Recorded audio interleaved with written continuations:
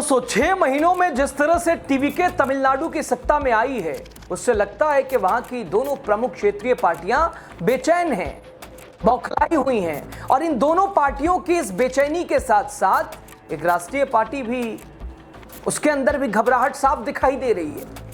क्योंकि अगर विजय पूरे 5 साल तक तमिलनाडु की सत्ता में बने रहते हैं तो वहां की क्षेत्रीय पार्टियों के साथ साथ देश की राष्ट्रीय पार्टी बीजेपी के मंसूबों पर भी पानी फिर सकता है। और दोस्तों इसी को देखते हुए एक ऐसी चाल चली गई, एक ऐसा चक्रव्यूह रचा गया जिसमें विजय को फंसाने की कोशिश की गई। अगर यह साजिश कामयाब हो जाती तो विजय तमिलनाडु के मुख्यमंत्री के पद पर नहीं रह पाते, उन्हें अपने पद से इस्तीफा तक देना पड़ सकता था। एक ऐसे मामले को मुद्दा बनाया गया, उसे इतना तूल दिया गया और कोर्ट तक ले जाया गया जो असल में कोई मुद्दा था ही नहीं। वो तो विजय की राजनीतिक समझ और रणनीति का हिस्सा था, लेकिन डीएमके, एआईएडीएमके और बीजेपी ने उसी राजनीतिक रणनीति को विजय के खिलाफ हथियार की तरह इस्तेमाल करना शुरू कर दिया।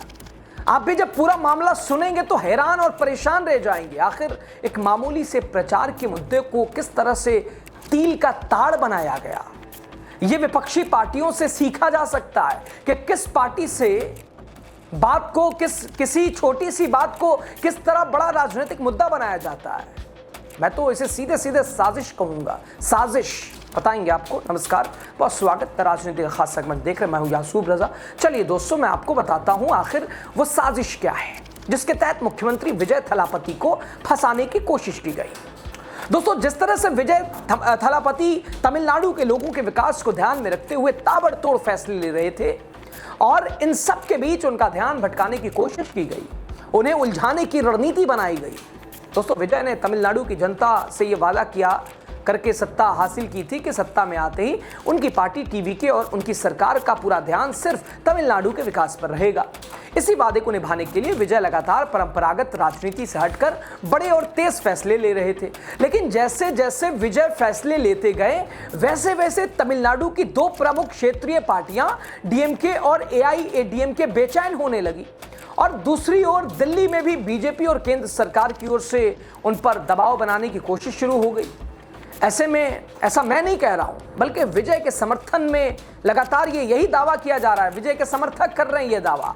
बावजूद इसके विजय अपने काम पर पूरी तरह फोकस रहे। लेकिन दोस्तों इसी दौरान मद्रास हाई कोर्ट में एक याचिका दायर कर दी गई। इसके बाद हाई कोर्ट ने तमिलनाडु के मुख्यमंत्री विजय थलापति और उनके मंत्री अर्जुन को नोटिस जारी किया। ये नोटिस 2026 के विधानसभा चुनाव के इन दोनों नेताओं के जीत को चुनौती देने वाली चुनावी याचिकाओं के संबंध में जारी किया गया। दरअसल दोस्तों जस्टिस वी लक्ष्मी नारायण की बेंच ने पेरम्बूर और तिरुचिरापल्ली ईस्ट से विजय की जीत और इसके अलावा विल्लीवक्कम से अर्जुन की जीत के खिलाफ दाखिल याचिकाओं पर सुनवाई करते हुए यह आदेश दिया कि मुख्यमंत्री विजय और टीवीके के प्रमुख चेहरे मंत्री आधाव अर्जुन के खिलाफ कुल 6 याचिकाएं दाखिल की गई और इनमें से 3 याचिकाएं पेरम्बूर विधानसभा सीट से उनके निर्वाचन को चुनौती देती है, जिन्हें एस दिनेश, इसके अलावा आरडी शेखर जो डीएमके उम्मीदवार और टीएन लक्ष्मी ने दायर किया है।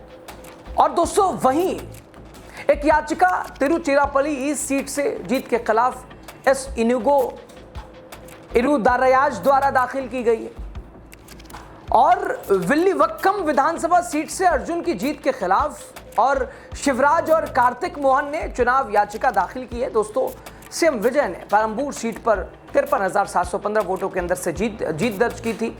चुनाव आयोग के अनुसार उन्हें 1,20,365 वोट मिले, जबकि डीएमके उम्मीदवार शेखर को 66,650 वोट हासिल हुए।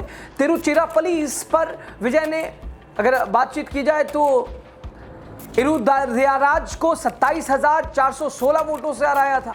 विजय को 91,361 वोट मिले। और दोस्तों इसके अलावा इरुदारायाज को 63,965 वोट मिले थे। दोस्तों याचिकाओं में मुख्य रूप से बच्चों का चुनाव में इस्तेमाल करने और खर्च छुपाने के गंभीर आरोप लगाए गए। याचिकाओं में आरोप है कि विजय और टीवीके पदाधिकारियों ने सुनियोजित तरीके से चुनाव प्रचार में बच्चों को शामिल किया, उनका भावनात्मक रूप से इस्तेमाल किया। 21 अप्रैल 2026 को दिए गए एक भाषण का जिक्र करते हुए कहा गया कि विजय ने बच्चों को नन्हे दोस्त कहकर संबोधित किया था। उन्होंने बच्चों से अपील की थी कि वो अपने परिजन, माता पिता, दादा दादी से टीवीके के चुनाव चिन्ह सीटी पर वोट देने की जिद बिल्कुल वैसे ही करें जैसे चॉकलेट के लिए, किंडर जॉय के लिए, कपड़ों के लिए, टॉयज के लिए करते हैं। याचिकाकर्ताओं का कहना है कि ये कृत्य भारत निर्वाचन आयोग के 5 फरवरी 2024 के उस निर्देश का सीधा उल्लंघन है जिसमें राजनीतिक दलों को चुनाव प्रचार, रैलियों, नारेबाजी और पोस्टर बांटने आदि में बच्चों के इस्तेमाल से सख्ती से इसमें रोका गया था। इसके अलावा दोनों नेताओं के खिलाफ चुनाव खर्च की सही जानकारी छिपाने के भी आरोप लगाए गए। दोस्तों, सुनवाई के दौरान अदालत ने कुछ याचिकाओं में हल्फनामे और फॉर्म 25 से जुड़ी कमियों को दूर करने के लिए 1 सप्ताह का समय दिया है। बता दें कि फॉर्म 25 जनप्रतिनिधित्व अधिनियम 1951 के तहत भ्रष्ट आचरण का आरोप लगाने वाले हल्फनामे का निर्धारित प्रारूप है। सांकेतिक आवश्यकताओं का पालन न होने पर कोर्ट ने याचिकाकर्ताओं से मौखिक रूप से सवाल किया, आप एक अनुभवी राजनीतिक दल से हैं, फिर हल्फनामे पर हस्ताक्षर क्यों नहीं कर सकते? दोस्तों, अदालत ने स्पष्ट किया कि याचिकाओं की कमियां दूर होने के बाद रजिस्ट्री की तरफ से औपचारिक नोटिस जारी किया जाएगा। इसके अलावा चुनाव याचिकाओं के जल्द निपटारे के नियम को ध्यान में रखते हुए कोर्ट ने समान प्रक्रिया के साथ साथ निजी नोटिस भेजने की भी अनुमति दी है। बता दें, जनप्रतिनिधित्व अधिनियम 1951 के तहत किसी विजय उम्मीदवार के चुनाव को केवल हाईकोर्ट में चुनाव याचिका के जरिए चुनौती दी जा सकती है। जब तक अदालत चुनाव रद्द नहीं कर देती तब तक निर्वाचित उम्मीदवार अपने पद पर बना रहता है। तो दोस्तों, अब पूरा मामला समझिए। मद्रास हाई कोर्ट ने सिर्फ नोटिस जारी किया है। इसका मतलब ये बिल्कुल नहीं कि मुख्यमंत्री विजय का चुनाव रद्द हो गया या उन्हें इस्तीफा देना पड़ेगा।